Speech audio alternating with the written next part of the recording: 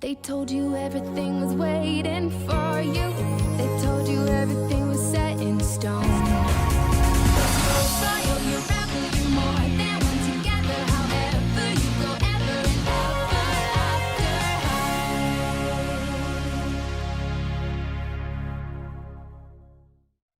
Znači, to su 4 čaja, to smo ti i ja, ali sam pomiješala kolačići s kolačićima i tanjure sa poklopcem. Zdravo, Raven! Oprosti, nisam te baš slušala. Znaš, Dexter me napokon pozvao van na spoj. Želim da taj spoj bude... Baš kako treba, onda znam točno kome da se obratiš.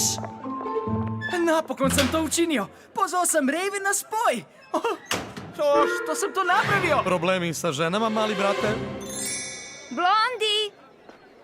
Hvala što si došla. Znam da se spremaš za ogledalo reportažu. O, da! O umjetničkoj dekoraciji kolačića. Mora biti savršena.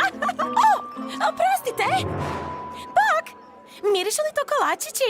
Recite li da... Oprosti, draga, ali ja više ne radim ovdje. Pa. Kako nepristojno. Uglavnom, stvar je u tome da imam spoj večeras s Dexterom. Ne može biti bolje od ovoga. Kolačić, molim. Što si govorila? Pa imam taj spoj i... Spoj! Okej. Pravimo se da sam ja on, a ti da si ti. Ali ja jesam ja. Ja te ugledam i kažem, hej, zdravo, Raven, večeras si izgledaš... baš kako treba. Zastala si. Što ne valja sa mnom? To će biti katastrofa! Slušaj me, maleni brate. Ti si charming. Sve što ti treba je naš ubojiti smiješak. Okej, daj da ja probam. Stvarno? I vrlo bitna tajna što se tiče dječaka je da moraš biti izbirljiva. Naprimjer, onaj dečko on je previše zabavan. Onaj tamo češe kosu previše ulijevo. On preglasno žvače hranu. Njegov šešir je smiješan. A nakon što pokažeš svoj ubojiti smiješak, ne moraš više ništa učiniti. Samo biti zakon, visok, zgodan, popularan i nevjerojatno dobro izgledati. Zapravo, biti kao ja. Gord.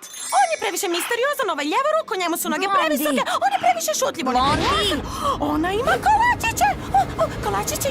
Kolačići. O ne! Da, izgubila si kontrolu nad svojim očima, ali gledaj, nije sve tako crno. Ova kolačić haljina je odlična za moju ogledalo net reportažu. Mislim da ćeš ti biti baš kako treba.